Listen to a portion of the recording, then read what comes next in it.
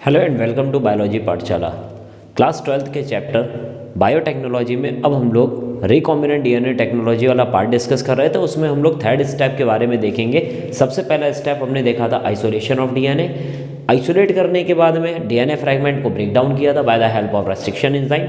Now we have discuss about the isolation of desired DNA fragment के बाद में हम लोग क्या करते हैं, जो डिजायर्ड डीएनए फ्रैगमेंट या स्मॉलेस्ट डीएनए फ्रैगमेंट है उसको आइसोलेट करेंगे।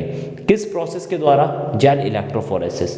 जेल इलेक्ट्रोफोरेसिस से कई सारे क्वेश्चंस पुट अप होते हैं, इसके बारे में देखते हैं। सबसे पहले हम लोग जेल इलेक्ट्रोफोरेसिस का यूज़ क्यों करते हैं? जैसे हमने डीएनए फ्रैगमेंट्स को हमने रेस्ट्रिक्शन एंजाइम की हेल्प से काटा। इसमें डिजायर्ड जो जितने भी जीन्स फ्रैगमेंट हैं वो कई सारे हैं, उनमें से हमें सबसे छोटा जीन फ्रैगमेंट चाहिए होता है। मॉलिक्यूलर लेवल पर इतना अच्छी तरह हम लोग किसी भी चीज़ को नेकेड आई से नहीं देख सकते हैं। उस टाइम हमको क्या चाहिए होता है, एक ऐसी प्रोसेस चाहिए होती है जिसके द्वारा सबसे छोटा डीएनए फ्रैगमेंट हम लोग ले सकें, उसको पिक आउट करने के बाद में जिसको हम वेक्टर के साथ में ऐड कर सकें।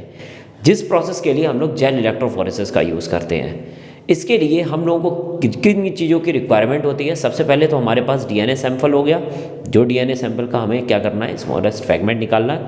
उस स्मॉलेस्ट फ्रैगमेंट के बाद में अब हम लोग क्या करेंगे, अब हम लोग लेंगे 2 ग्लास की प्लेट, मीन्स 2 ऐसी ग्लास की प्लेट लेंगे, उनके बीच में हम लोग क्या भरेंगे, एगारोस जेल।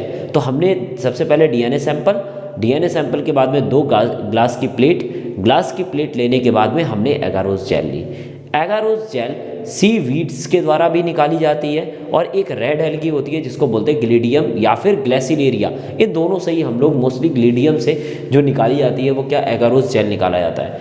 आजकल एगारोस जेल मार्केट में भी उपलब्ध होता है, पाउडर के फॉर्म में होता है। डिस्टिल्ड वाटर के साथ में इसको एट अ पर्टिकुलर आप अमाउंट में डिस्टिल्ड वाटर लेंगे, उसमें एगारोस पाउडर डालेंगे, शेक करेंगे, कुछ देर बाद आप देखेंगे वो जेल के फॉर्म में कन्वर्ट होने लगेगा। जेल की फॉर्म में कन्वर्ट होने से पहले हम दोनों ग्लास की प्लेट्स के बीच में इसको डालते हैं। आधे से ज़्यादा फिल करने के बाद में हम ऊपर का पोर्शन को कुछ वेल्स के रूप में छोड़ देते हैं, मीन्स कुछ ऐसी चीज़ें लगा देते हैं जिससे यहाँ पर जेल फिल ना हो। उसके बाद में जो जेल भरा था हमने, उसमें से एक कॉलम हम ऐसा सिलेक्ट कर लेते हैं जिसमें हम पहले से ही जो डीएनए फ्रैगमेंट्स के साइज़ के जो है हमने कट करके रखे हुए हैं, या एज अ प्रूफ हम लोग उनको यहाँ पर सेट कर देते हैं साइज़ बाई साइज़ अकॉर्डिंग।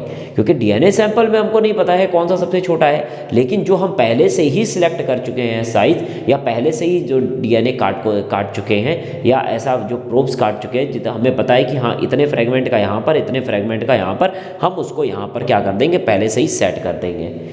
बाकी बचे हुए 3 डीएनए वेल्स में, इनको बोलते हैं डीएनए वेल्स, इनमें हम लोग अपने सैंपल को डाल देते हैं। जैसे ये वो डीएनए सैंपल है, इसको हमने क्या कर दिया, यहाँ पर डाल दिया।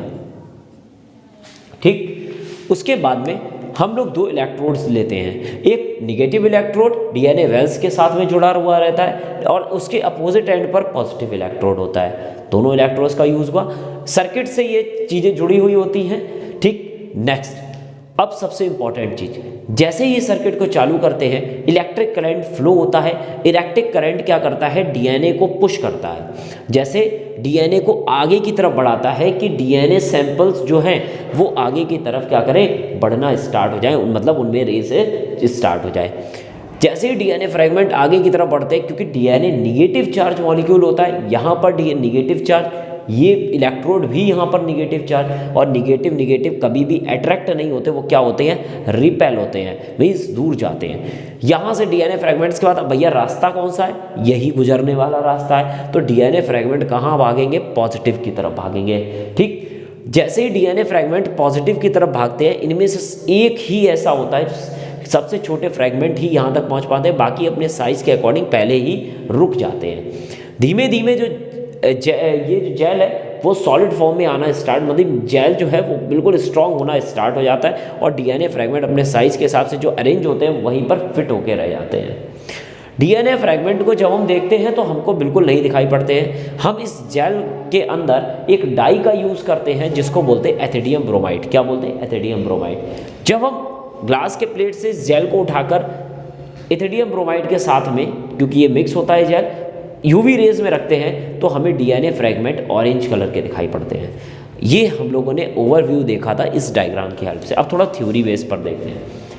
सबसे पहले रेड एलगी जो होती है ग्लिडियम होती है, जिससे एगारोस जेल को निकाला जाता है। आजकल ये पाउडर के फॉर्म में भी मिलता है, जिसको डिस्टिल्ड वाटर के साथ मिक्स करते हैं, कुछ टाइम ये किसमें जेल में कन्वर्ट हो जाता है। आप ध्यान रखिएगा, ग्लास के बीच में डालने से पहले हमेशा लिक्विड फॉर्म में डाला जाता है, ताकि ये पहले से ही जेल फॉर्म में कन्वर्ट ना हो जाए।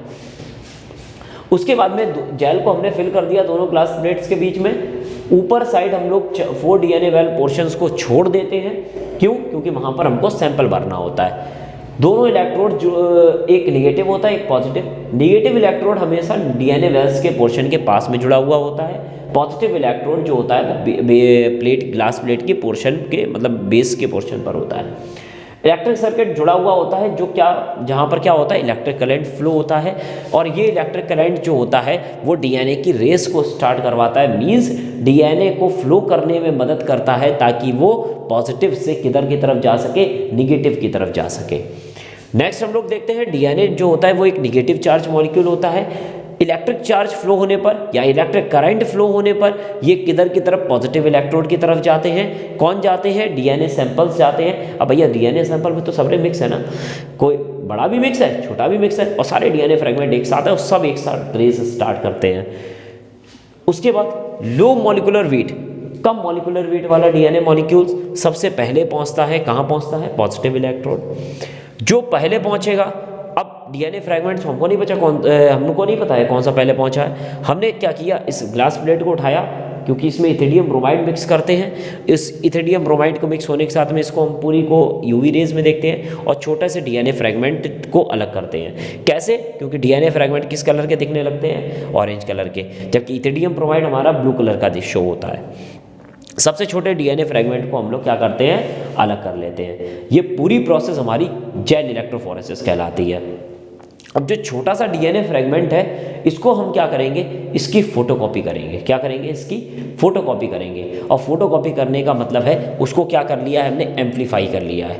तो नेक्स्ट वीडियो में हम लोग एम्पलीफिकेशन के बारे में देखेंगे, और एम्पलीफिकेशन की वीडियो को कंप्लीट करने के साथ ही हम लोग जल्दी से एक नेक्स्ट वीडियो, मतलब एम्पलीफिकेशन की वीडियो, और उसके बाद 2 नेक्स्ट वीडियो में हम लोग बायोरिएक्टर और डाउन स्ट्रीम प्रोसेसिंग उसको भी देखेंगे। Thank you very much.